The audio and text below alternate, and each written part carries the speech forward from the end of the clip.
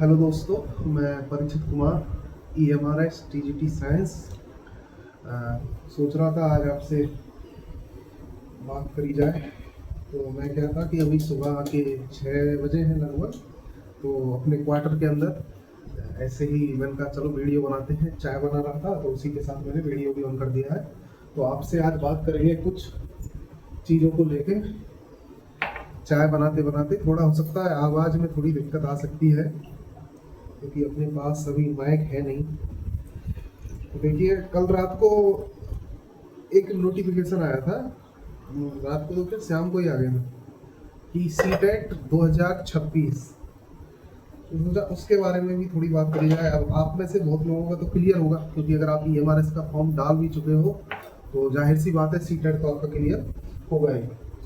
लेकिन जिनका क्लियर नहीं है, या फिर भी एक मतलब थोड़ा सा मैंने सोचा वीडियो बना दी जाए, क्योंकि मेरा जो चैनल का जो मेन मोटिव है वो है टीचिंग एग्जाम, है ना। तो उसी को लेके मैं सोच रहा था बात करेंगे, और थोड़ा EMRS के बारे में भी बात करेंगे। कुछ सवाल थे, उनके जवाब भी इसी वीडियो के अंदर दे दिए जाएंगे। सबसे पहले सीटेट जो है वो मैं ये मानता हूँ कि हर एक बीएड करने वाले कैंडिडेट को, मतलब या बीएड या डीएलएड जो भी कर रहे हो, और उसको पहले सीटेट करना चाहिए। अब सीटेट का जो फॉर्म है वो आप ये नियम हो गया 2022 से हुआ था शायद, कि अगर आप सुबह एडमिशन ले रहे हो बीएड या फिर डीएलएड में, तो आप शाम को भी सीटेट का फॉर्म डाल सकते हो, है ना। तो जो सीटेट का जो फॉर्म है आप एपीरियड में डाल भी सकते हो, ठीक है ना। और इस बार भी कोई नियम चेंज होगा नहीं, कि ऐसा नहीं है कि इस बार नियम बदल जाएगा, चेंज हो जाएगा, ऐसा कुछ नहीं है। वही सेम नियम रहेगा, ठीक है ना। आप फॉर्म डालिए। और सीटेट का जो पासिंग के जो मार्क्स हैं वो क्या होते हैं, कि जो ओबीसी वगैरह जो कैटेगरी होती है, जो जनरल के अलावा, उनके लिए आप 83, है ना। और जो बाकी की जो जनरल कैटेगरी उसके लिए 90 नंबर चाहिए होता है। मैंने दिया था सीटेट मेरा 2021 में, जब मैं बीएड की फाइनल ईयर में था, है ना। तो उस टाइम केवल मेरा ही सीटेट क्लियर होता, मुझे याद है। मेरे सारे दोस्तों ने भरा था, अगर वो फाइनल ईयर में थे तो मेरे सारे क्लासमेट थे, उन्होंने भरा था, लेकिन मेरा क्लियर हुआ था सीटेट। और उस समय जो सीटेट में जो मेरे नंबर आए थे वो आए थे लगभग 117 नंबर आए थे। ऑनलाइन था उस टाइम, पहली बार ऑनलाइन सीटेट एग्जाम होता, बहुत टफ एग्जाम था, है ना। अपने आप में एक अच्छा मतलब लेवल का एग्जाम था, ठीक है। तो उस टाइम वो मैंने एग्जाम दिया था, तो उस टाइम मेरा क्लियर हो गया था। अब अभी सीटेट देना क्यों जरूरी है? अगर आपके पास सीटेट नहीं है ना, तो और आप अगर टीचर बनना चाहते हो, तो ये आपकी सबसे बड़ी कमी मान के चलना है, क्योंकि आपने अभी वो पहला कदम ही नहीं रखा है टीचर बनने की तरफ। तो सबसे पहले, चाहे आप बीएड हो, चाहे आप डीएलएड हो, चाहे आप फाइनल ईयर में हो, चाहे आप फर्स्ट ईयर में हो, चाहे आप कर चुके हो, सबसे पहले अपना सीटेट क्लियर कीजिए, है ना। और सीटेट हालांकि इतना टफ है नहीं, लेकिन इतना सरल भी नहीं है, क्योंकि मैंने देखा था पिछली बार 2024 में जब जनवरी में हुआ था सीटेट, तो बहुत कम लोगों का क्लियर हो पाता है। ऐसा नहीं है कि एग्जाम देते ही सब बस एग्जाम देना है और उसमें नेगेटिव मार्किंग नहीं है, ये नहीं है, बस पास ही तो करना है, क्वालिफाइंग है, ऐसा कुछ नहीं है। अच्छों का क्लियर नहीं हो पाता है सीटेट, ठीक है ना। अपने एक्सपीरियंस से बता रहा हूँ, सीटेट कोई हल्का एग्जाम नहीं है। लेकिन हाँ, अगर तुम तरीके से तैयारी करोगे तो आसानी से क्लियर कर लोगे, इतना टफ भी नहीं है। तो आपको सीटेट के लिए मैं बताता रहूँगा कैसे क्या तैयारी करनी है, ठीक है ना। तो ये तो हो गई सीटेट की बात है। और एग्ज़ाम जो है वो 2026 फरवरी में है, तो लगभग 3-4 महीने बचे हैं। और ये भी निश्चित मान लो कि एग्ज़ाम के बाद 100% KVS NVS की वैकेंसी आने वाली है, और इन सीटेट वालों को, 2026 वालों को उसमें शामिल किया जाएगा, ये भी। क्योंकि ऐसा हर बार होता है, शामिल करना ही पड़ता है उनको, ठीक है ना। कोर्ट केस वगैरह से बहुत सारी चीज़ें होती हैं, तो वो शामिल कर ही लेते हैं इनमें जाकर। उसके अलावा EMRS के बारे में बात करें तो अभी देखो, फॉर्म की जो डेट है वो बढ़ी गई है, जाहिर सी बात है। अब जो फॉर्म नहीं भरना चाह रहे थे और जिन्होंने भरा भी नहीं था 23 तारीख तक, अब उनके दिमाग में भी होगा कि यार चलो फॉर्म डाल ही देते हैं। लेकिन अगर वो, मुझे लगता है कि बहुत ही कम लोग सीरियस कैंडिडेट डाल पाएंगे, बाकी तो बस थोड़ा सा ये है कि मजबूरी में फॉर्म डालेंगे लोग, कि चलो यार डाल देते हैं, वो वाली बात होगी। लेकिन ऐसे लोग बहुत कम होंगे जो वाकई में रियली में ही सीटेट EMRS के लिए सीरियस तैयारी करते हुए फॉर्म डालते।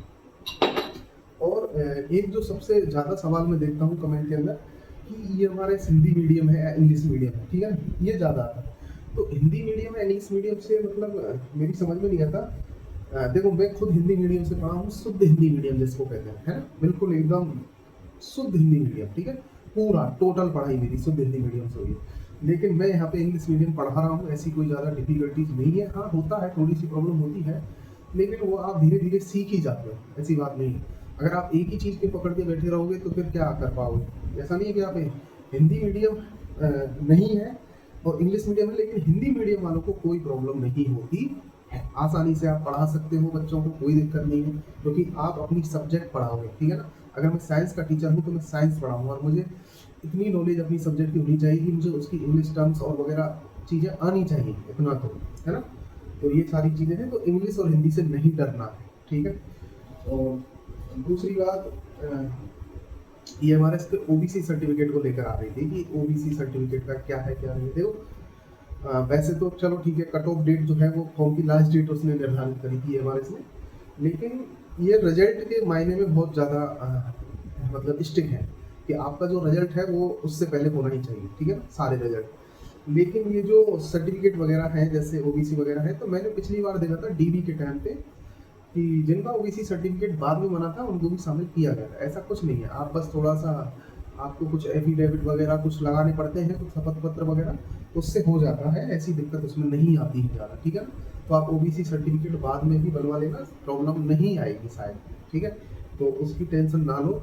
और खुद ही हमारे से अपना परफॉर्मा भी दिया है उसके अंदर OBC के लिए, और नहीं है तो आप अपने वहाँ से बनता है आपके, मैंने मेरी तहसील से बनवाया था राजस्थान में, तो मेरे पास वो था, ठीक है। और एक सवाल जो आता है कि सर डोमेन नॉलेज का क्या है क्या नहीं है, तो देखिए डोमेन नॉलेज का सिस्टम ये है कि जैसे आप अगर तैयारी कर रहे हो, जैसे मैं साइंस से कर रहा हूँ, ठीक है ना, तो उसमें साइंस की जो टीचिंग मेथड है वो भी पूछेगा वो, ठीक है ना। और उसके अलावा जो साइकोलॉजी है, साइकोलॉजी जो जनरल साइकोलॉजी होती है, टीचिंग चाइल्ड डेवलपमेंट वगैरह, वो भी आएगी उसके अंदर, ठीक है।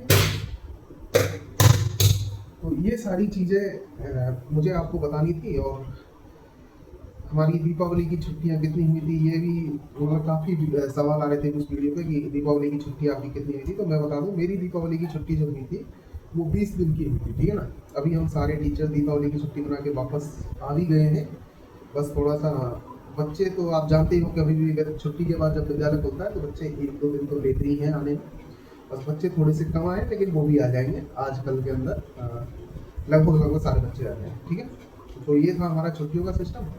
और क्या सवाल था आपका, जैसे फॉर्म की करेक्शन डेट, ये सबसे बड़ा था कि फॉर्म में करेक्शन डेट। देखो पिछली बार करेक्शन डेट आई थी, ठीक है, और इस बार इन्होंने नोटिफिकेशन में लिखा है कि करेक्शन डेट नहीं आएगी।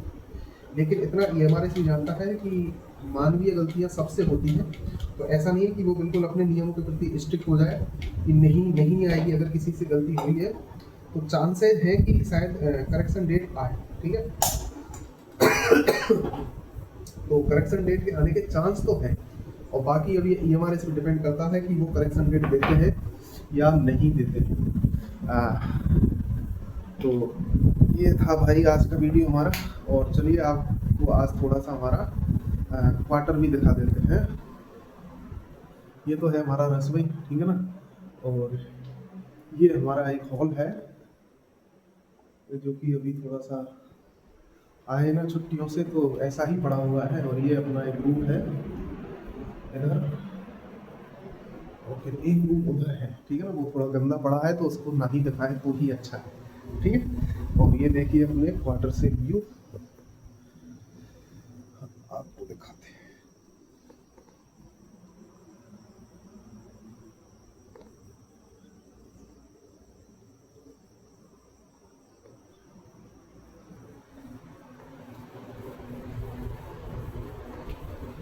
चलिए धन्यवाद। और भी जो भी आपके सवाल हो आप पूछिए, हम आपको जवाब देने की कोशिश पूरी करेंगे फिर से। और थैंक्स फॉर सपोर्ट, जितना आप सपोर्ट कर रहे हो उतना मैंने उम्मीद नहीं करी थी, लेकिन आपका धन्यवाद कि आप इतना सपोर्ट कर रहे हो मेरे को। Thank you.